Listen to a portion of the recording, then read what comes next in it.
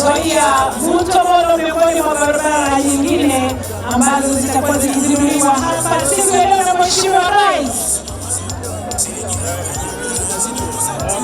Looking for the construction to meet standard of Bukebe Nzoia factory to Mutomoro Road, which is 10 km, but the whole contract is a combination of many links. The first one being Bukebe Nzoia to Mutomoro.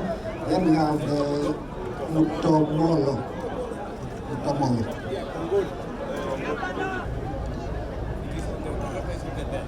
It's there, working on. We just done the level of the ground, working on the ground. When did he report the report?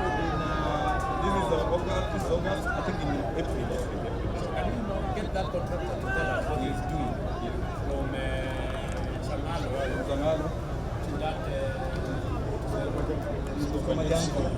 The road act is 3.2 billion, and we expect to complete it even before